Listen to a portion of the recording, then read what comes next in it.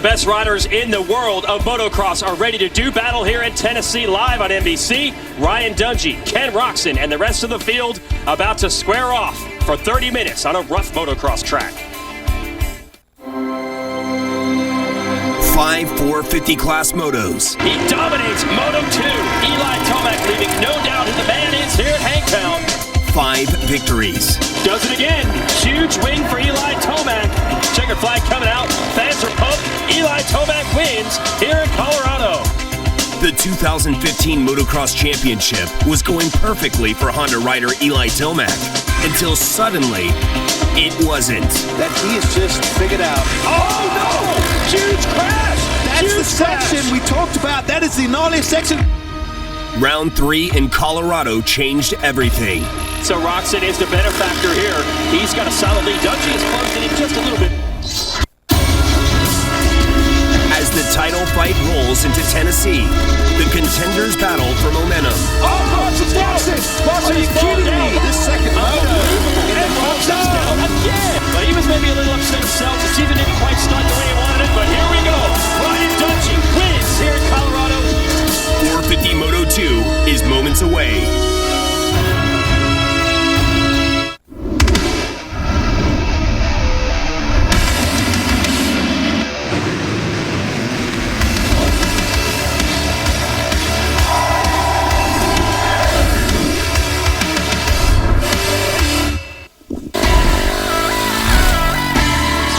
The Motocross Championship has reached the East. We are in Tennessee at Muddy Creek Raceway for round 4 of the Lucas Oil Pro Motocross Championship, sanctioned by AMA Pro Racing. It's the Red Bull Tennessee National. Hello everyone, Jason Wygant, joined by multi-time motocross and supercross champion Grant Langston. Well, first 3 rounds of this championship, throw them away. It's a whole new story coming into round 4. Eli Tomac on the Geico Honda had been dominating the series until this crash last week. He is now out of action for the rest of the year with shoulder injuries. That's opening the door for last year's title contenders. Ryan Dungey and Ken Roczen battled it out for the win last weekend. Here you see him on the left, battling for those podium positions. Now they could be fighting for the championship as well with Tomac out. Roczen is actually 4th in the series because he started the year with a disappointing 19th, riding with a back injury. But last year's champion is healthy now. He's ready.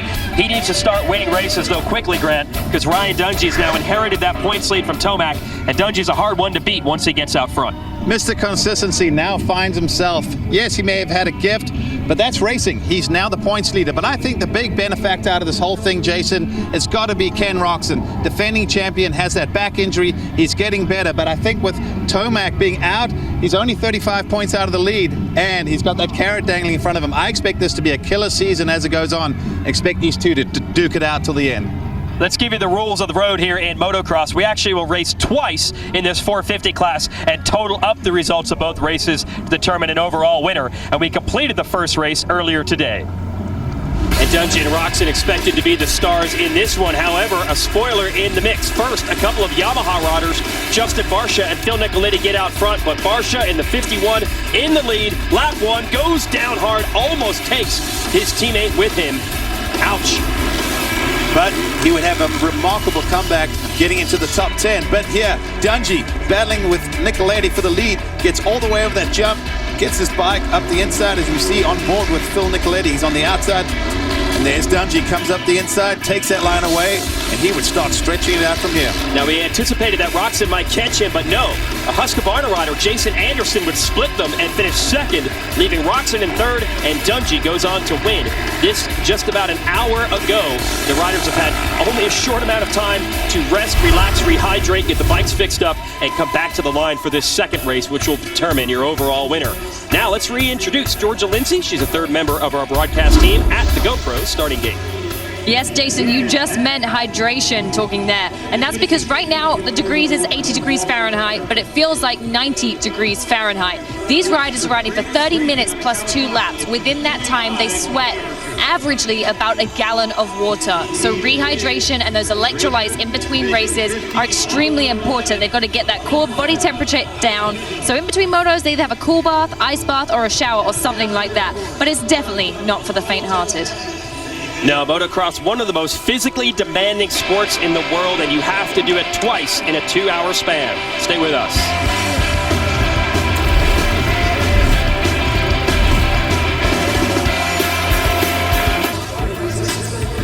Just about 2 minutes away from dropping the gate and dropping the hammer here at our motocross tour in Tennessee. Here's your GoPro track preview. Earlier today, Ken Roczen showing you what it's like to race against the best in the business. Yeah, I love these opening turn starts. You see all the riders piling in there. Roczen does a good job. Oh, Dungey almost actually went down there. Him and Pike get together. Yeah. This is that off camber. But I got to say, Roczen must make quite a few quick passes. He gets near the front. This is where Barsha goes down. That creates a bit of a bottleneck in that corner. And we're going to hook on here with the Kawasaki track map and take a little tour of this facility from overhead. Yeah, this is the top part of the track where we talked about where Dungey actually made the pass right here by doubling over those two big jumps. Got it clean, got around Nicoletti. Tighter part of the track here, dropped to the lower point.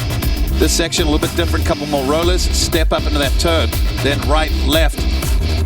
Another one of their nice jumps on this track. Turn left, drop back down the hill. And at the bottom of these hills, these ruts, especially into these little sweeping turns, really getting tricky for the riders. Make a left, go past the Fran Mechanics area, you loop back onto the start straight.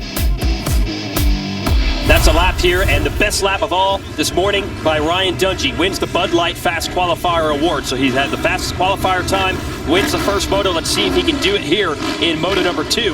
And we've got the Fram Cam live on board with Phil Nicoletti, who rode it to a very solid 4th place finish in our first race. Here he is on the number 46.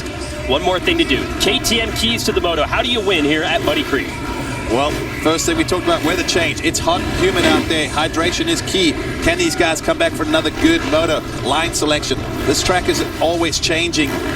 They got to mix up their lines now. The good lines may not be the same second moto round. And of course, we talk about that dangling carrot. I think there's a few guys out there right now going, this is my title. Now is the time to go and show why. The Fly Racing 30-second card is sideways. The revs are up and the gate is down.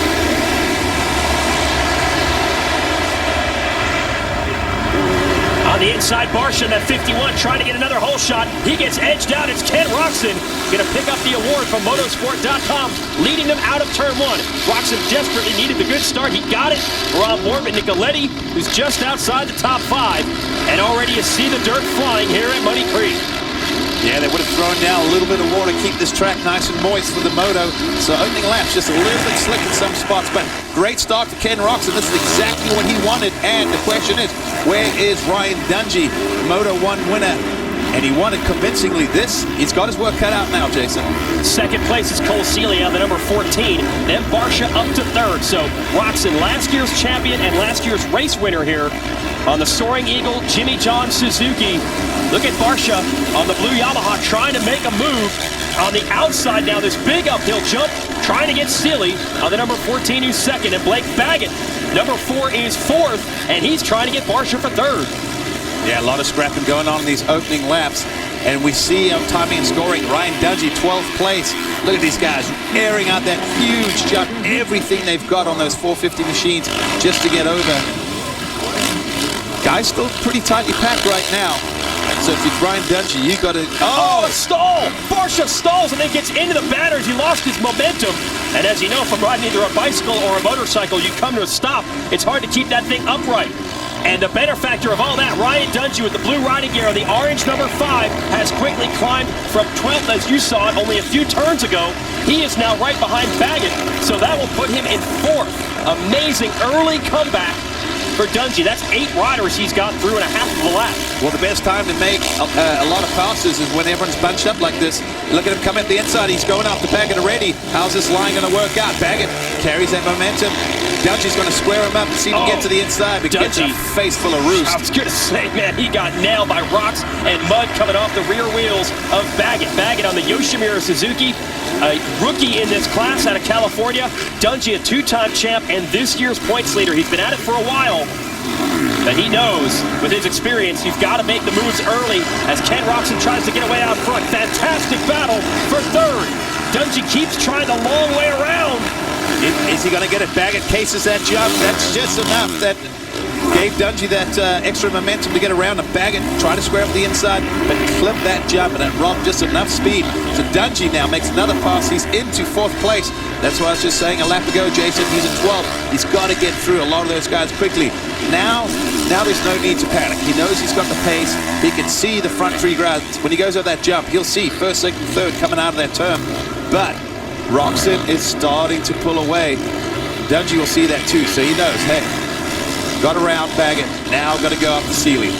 Seeley here in 2nd. Like Baggett, it's his first year in the 450 class. They have a 250 division for bikes, smaller engines and less power. And all these riders say when you move up to the big bike, it is a handful on these tracks. These rookies seem to get a little better, though, every week. So we'll see what kind of fight Seeley can put up to Dungey, who is your series leader. Seeley, also a Californian, Dungey out of Minnesota. Although they all move to places where they can ride and train year-round. Dungey's based in Florida these days. And there's Roczen up ahead, the young German rider who won last year's title, already starting to get away. About a 3.5-second lead over this battle for 2nd. So Roczen has gone to work early. He struggled in the first race earlier today. Clearly Roczen riding a lot better this time. And these guys better get on the gas because they can barely even see Kenny up front. I think if you can Roczen, this is a must-win moto, because if not, if Dungey is able to get around Seeley and go after him, that'll be another chunk of points lost today.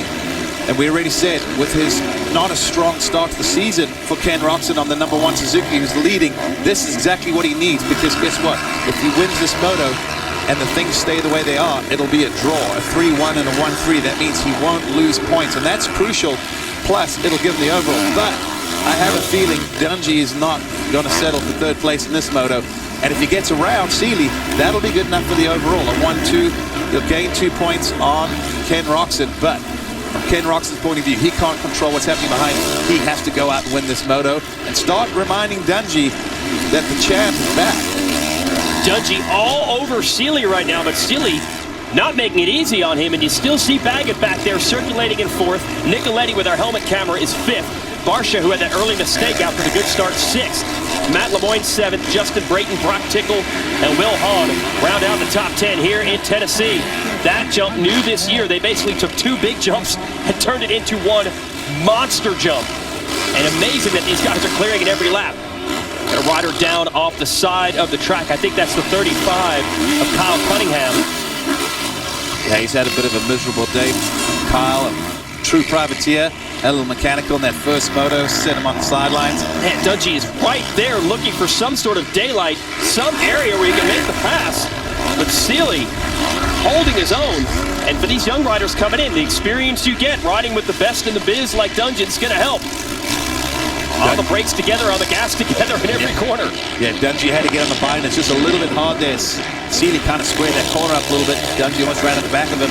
That's how close they are. But you always say don't follow, but some of these lines, if you go too far out or take a really rough line, you can actually lose ground. So some sections you're almost forced to follow and stay real close, and then find your favorite spot on the track or a place, pick it out in your head, make sure you get really close, set it up, and execute it. Because we've seen with Dungey in the past, one of his downfalls, I think, is he's not aggressive enough with some of these guys.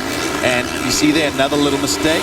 That's just allowing Roczen to keep stretching out a little bit. Now he's got to go back off to Cole Seeley and try remount a challenge. And as each lap clicks off, Ken Roczen, the young German, continues to pull away. He's 21 years old. He already has one of these championships under his belt. Looking for another one this year. We're on board. Phil Nicoletti in 6th.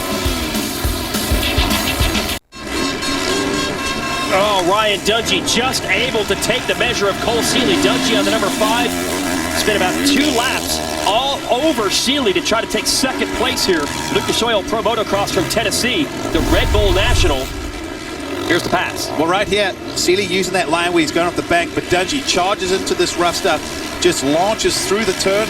That's all you got to do. Get the bike in front, get in the way, and see him go to the inside. Does not allow Seeley to try and remount the challenge back. And a lot of people probably watching this saying, well, why wouldn't you just go to the inside?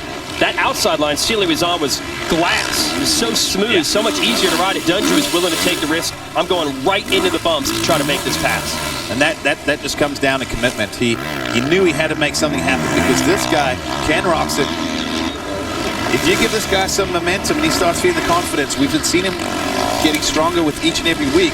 So Dungey, you can tell it's a decent-sized gap. But let's see what happens. Still plenty of racing to go. A little over 20 minutes plus 2 more laps after that. And we saw in the first moto when Dungey had clear track, his lap times were just consistently quicker than everyone else. The gap at the moment is about 8.5 seconds. So if he can rack off and basically chip away at about a second a lap, this race is going to be really exciting.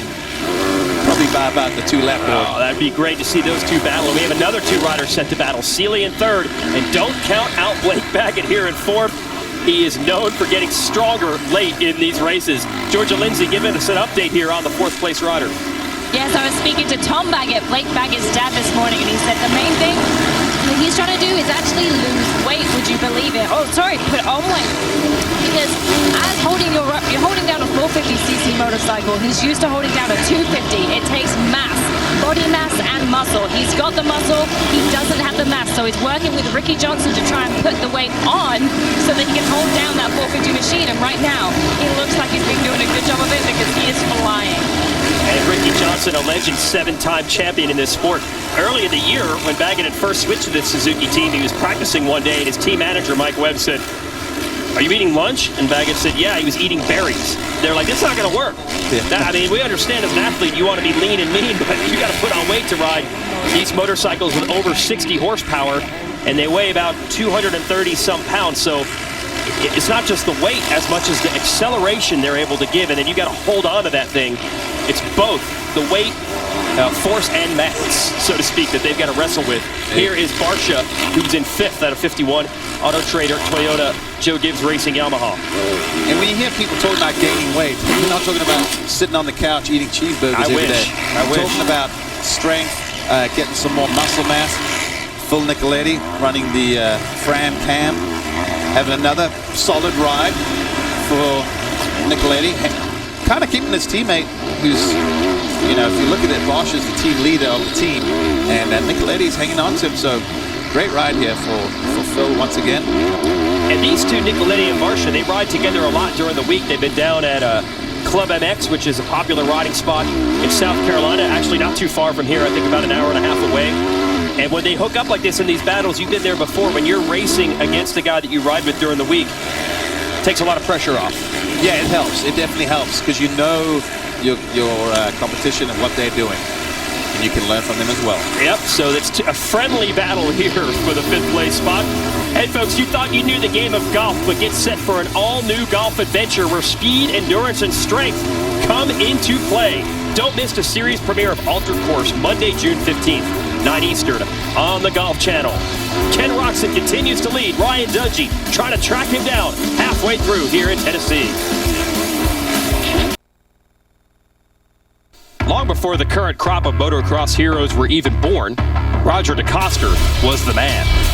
A 5-time 500cc motocross world champion in the 1970s, DeCoster walked away from competitive racing on top, winning his final world championship race in Luxembourg. The native of Belgium then moved to the United States after his racing career and has become one of the most successful team managers in AMA history. At 70 years old, he's still going strong as team manager for Red Bull KTM and their star riders, Marvin Musquin and Ryan Dungey. Roger DeCoster is a living legend, and he is still the man. That he is, Jason, that's for sure. Roger DeCoster, you have had such a past. You're such a legend within the motocross community, and yet you are a team manager. How do you deal and how do you relate to your riders? For example, Marvin Musquin, Justin Hill, and Ryan Dungey. How do you work with them? You know, I try to be honest with them and not say things that are not necessary. Doing what I do for me is the next best thing to racing myself, you know. And although it's been a long time, I still enjoy the races, and I still feel I still get excited and disappointed when things are not going my way. And I'm just lucky to do what I love to do.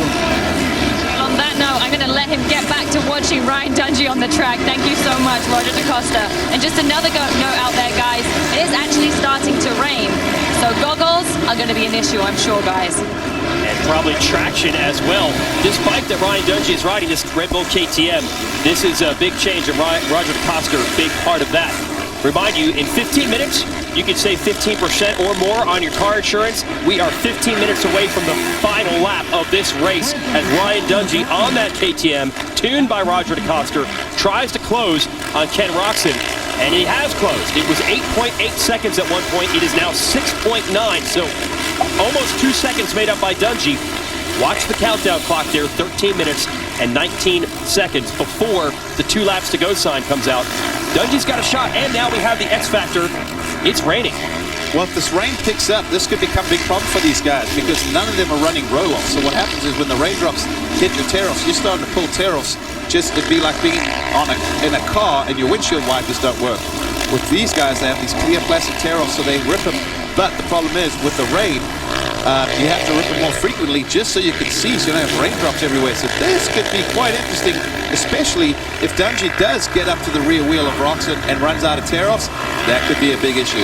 And here's Roczen leading. Let's show you the motorsport.com whole shot replay. This is how Roczen was able to get the jump on everyone by getting a good jump out of the starting gate. Well, coming to the corner, you see he's hugs basically up the inside, squares it, gets a good handful of throttle because it looked like Barsha had it. But it was really watching number one, gets that bike turned, gets the power to the ground. You see the front wheel off the ground. Really, you could tell he really wanted that. He knew how important it was. Even Seeley. So there's 3 or 4 cars that looked like they had the whole shot at one point. But the number one just got that bike pivoted, got on the gas. And you can tell the rain is out there, but it's not pouring. So the track's not getting, extremely slick at this point. But we've still got plenty of racing to go. So if it just continues to pick up on that rain over the next 10 minutes, you see some of the parts of the track where it gets that kind of shiny area. They become slick. So, in the first moto, Barsha lost the front end when it's a little bit slick. Now imagine when the rain really could become an X factor, Jason. What else can happen this year? At the top of our show, we talked about Eli Tomac, the young Colorado rider who had dominated the first couple of races. He was leading our second race 1 week ago, crashed, he's hurt, he's out. Roczen inherited the lead in that race, and then he got a flat tire, and that allowed Dungey to get by. So it has been an unpredictable season, and Dungey's trying to take advantage of that. He could settle back here in second, take his points, just try to be consistent. You can tell Dungey's aggressive. He wants to catch Roczen. Well, this is also personal. Yes. Last year they were teammates. They went back and forth, back and forth. Roczen got the title. Dungey has a chip on his shoulder about that, and he does not want to see his arch rival getting away as the rain is starting to pick up, Jason. All right, so a couple things to watch. Roczen against Dungey, against each other as far as lap times and dueling on a racetrack that's going to change quite quickly with the rain coming down. Hey, in motocross, they don't make pit stops. You can't change anything as far as the goggles, the tires. You've just got to deal with it if the conditions change.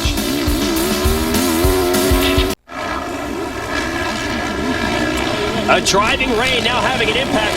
Lucas Oil Pro Motocross here at Muddy Creek Raceway in Tennessee. We're on the verge of having Muddy Creek literally on our hands here. Phil Nicoletti running our Fram Cam, live onboard cameras here for motocross. And now normally with the helmet cam, you want to see a guy have to make passes, but Nicoletti has been dialing in the starts today and has had clear racetrack for a lot of this event. And the Fram hookup there, of course, on his Joe Gibbs Racing Yamaha, probably helping with that.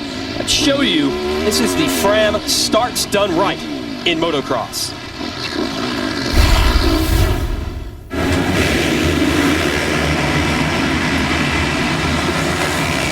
It's a Kawasaki. Chad Reed's going to lead him in. Who's going to get the official hole shot? One of the key things of the race is to get a good start in. The start is like 90% of the race because everyone's speed-wise is so fast these days. If you can get out front and kind of just ride your own race, it's so important. You definitely get more nervous on the starting line than you do anywhere on the track. You're just kind of trying to keep a calm, cool, collective feel, just not get too crazy. There's 40 guys lined up on the track, and at any time, anybody on that entire gate can get the whole shot, or anything can go wrong. There's so many little things. You got to let the clutch out just right at the certain time. You got to have the right amount of throttle. You don't want to wheelie. During the week, we practice. I probably do hundreds of starts during the week because you just want them to be perfect.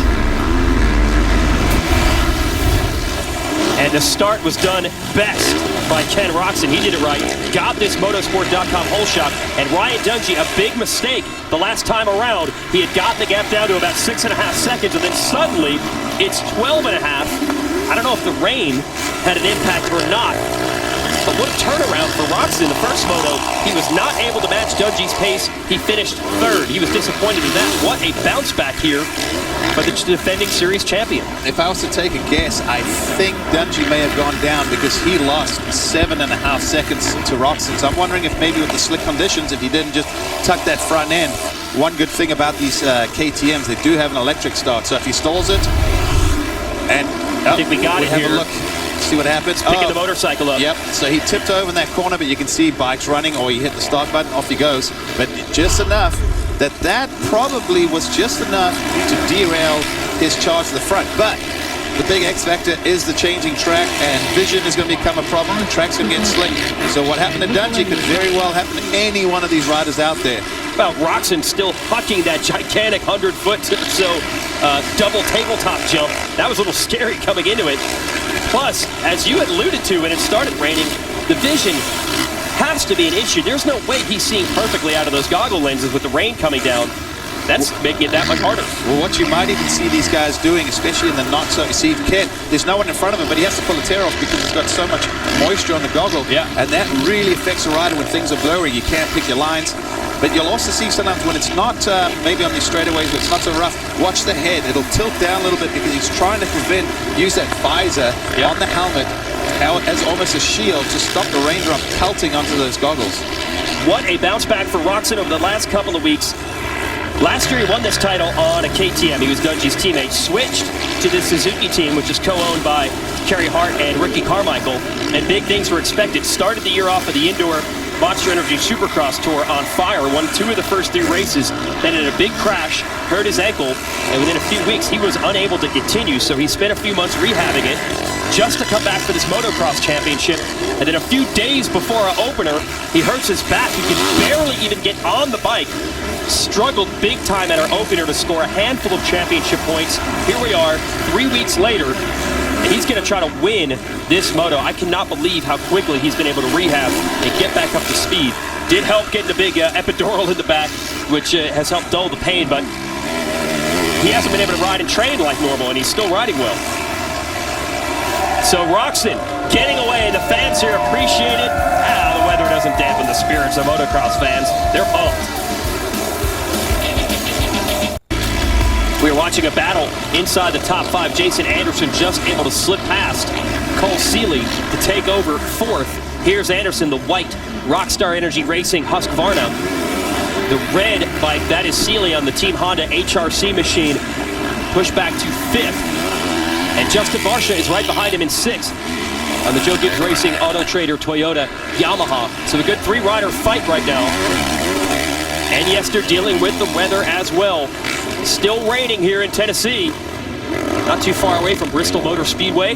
So motorsports enthusiasts probably have an idea of where we are here. And this time of year, the weather is certainly unpredictable.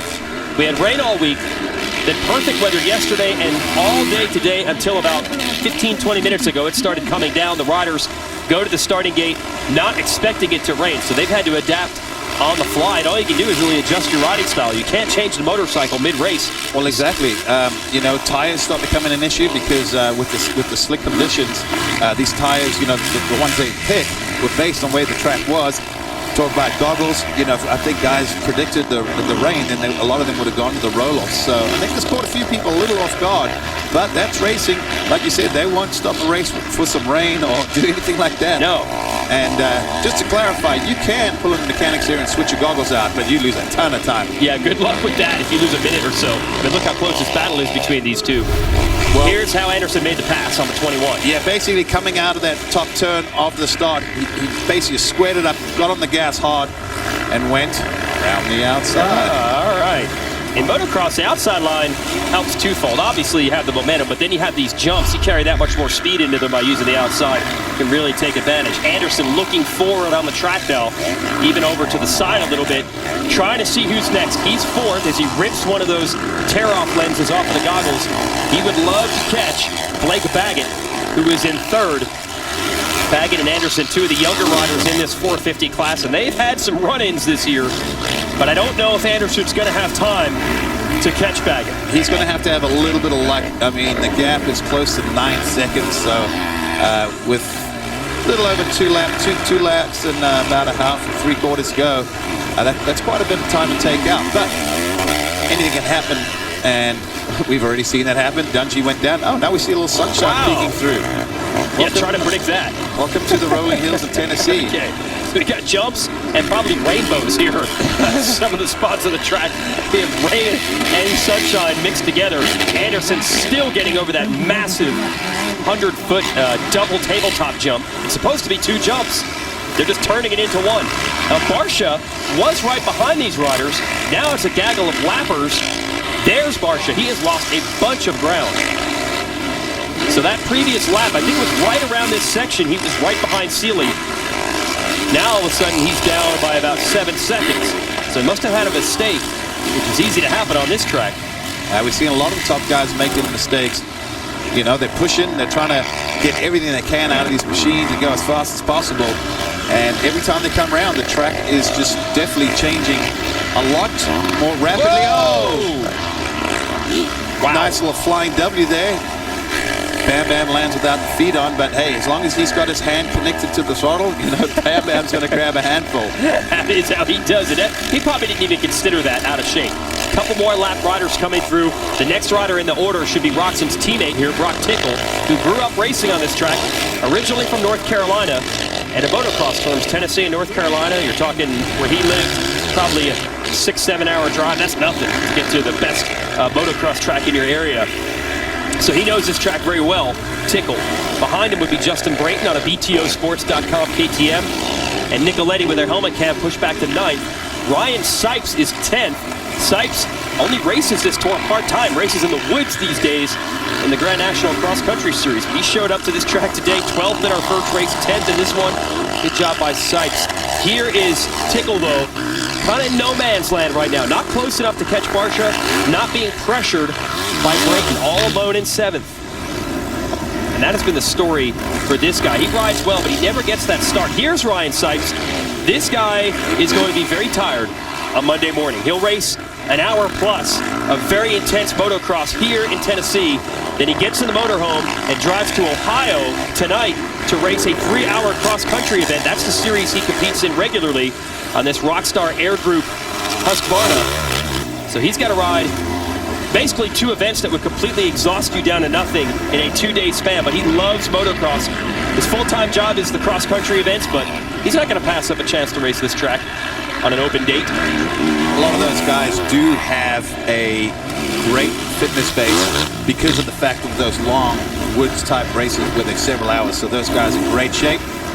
This guy's in great shape. Yeah, he's always been in good shape, and you know, besides the injuries holding him back a little bit, this looks kind of like a little bit of the Ken Roczen that we're used to seeing. So definitely feeling more comfortable on the bike. Doesn't look like that back's really bothering him. That's hard to imagine. You see how hard he lands from that jump? I mean, you just got to figure the back takes such a beating, and he has been able to get past the big injury that cost him at our opening round. Now his job is to try to chip away points at Ryan Dungey's lead and put some pressure on him in the title chase. This is round 4 of 12. We'll race till August 22nd. That's our finale outside of Indianapolis. We'll see if Roczen can make a go of it in the title fight. Keep riding like this. They often say momentum over points. You win races, good things start to happen in all the other facets. But here's the difference maker today. In motocross, we race twice every afternoon, and we total up the finishes to determine an overall winner. Roczen had a 3rd place earlier. He'll win this one. He'll have a 3-1. Dungey won the first one. He is 2nd here. Dungey will have a 1st and a 2nd, and that will be enough to make Dungey your overall winner for the afternoon. But probably a little bit of a moral victory for Roczen, considering where he was a couple of weeks ago with the injury, finally getting one of these moto wins. And Dungey went after him, and he couldn't get him. Yep, Roczen needed this. So at the end of the day, Dungey will gain 2 points. He'll end up at 47 with a 1st and a 2nd. And Roczen, 3rd and 1st. So he'll get 45. But I think, like you said, Jason, the moto win and just going out and dominating this moto was probably the most important thing. Ken Roczen wins the moto here at Muddy Creek. He continues to rebuild his program after a back injury to start this year. But Ryan Dungey is going to play the math game. He won the first moto today. The key in motocross is consistency.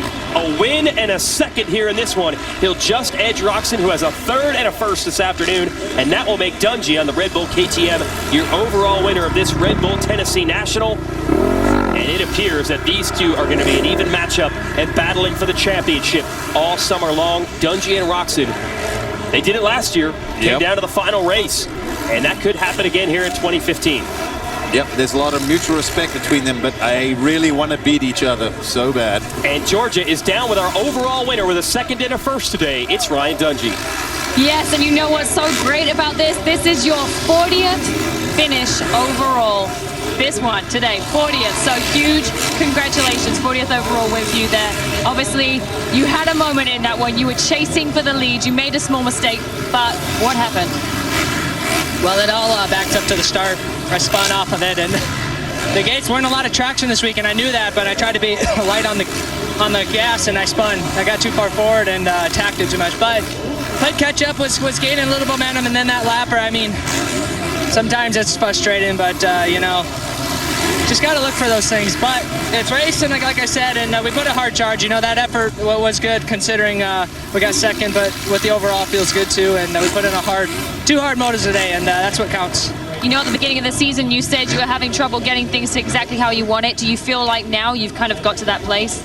Yeah, I really feel like this week, Ryan Morris did a little testing, and they came up with some better stuff for sure, and really happy with it. The guys are doing a good job and supporting me and giving me the best. So yeah, we gotta keep pushing, and a lot of racing left. So each moto, we gotta give it our all and get a little better at our starts too. So we'll get there.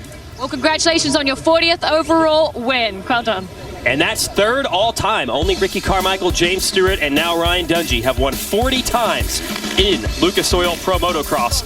He's trying to get himself another title. That's what he wants.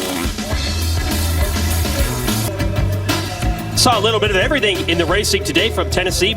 Rain, sunshine, and there are a pair of winners. Let's give you the Lucas Oil race recap. We had a battle and a war, so to speak, today. Good start for Ken Roczen on the number one. He enters turn one in fourth, knifes underneath the field. Great move, takes over the lead. And your motorsport.com hole shot, he pulled away from there. Ryan Dungey here in the orange number 5, going to work. He'd make the pass here on Cole Seeley to get into second. When you combine the results from earlier today and from this race, that makes Dungey your overall winner. Roczen would go on to win this individual moto. So both of those riders have something to be happy about. Roczen, though, probably wishes he could have done a little better in the race earlier today, so he could have gotten that overall win. Here are your Moto 2 results. Blake Baggett third, Anderson, Seeley, Barsha, a good battle, 4, 5, 6. And we'll go outside the top 10. Bad start for Weston Pike, fought his way up to 11th ahead of Freddie Noren, Swedish rider, and we will send it down to Georgia, who has Ken Roczen. Yes, Ken Roczen, second overall, but you are the second moto winner. That one, you kind of just took it in your stride and rode like Ken Roczen does. How's your body feeling, and do you feel like, right, I'm ready to keep going now? Yeah, it makes a big difference when you have the bike more the way you want to. I still think it can be better, but I ripped the whole shot. We did some changes after practice, and I really had to get used to that, so got my shift right, and it was good. Overall, it was a way better second moto, and yeah, we're getting stronger every single weekend, and I'm putting in some great work with my dad and Clint, so I'm getting stronger for sure. And obviously you said that the first moto didn't go so well. What did you change between the two motos? Oh, I just think my whole bike setup was too stiff, and I was really nervous, and it was really hard to to ride good and hit the lines you want to. So, well, congratulations, well done. Thank you, Ken.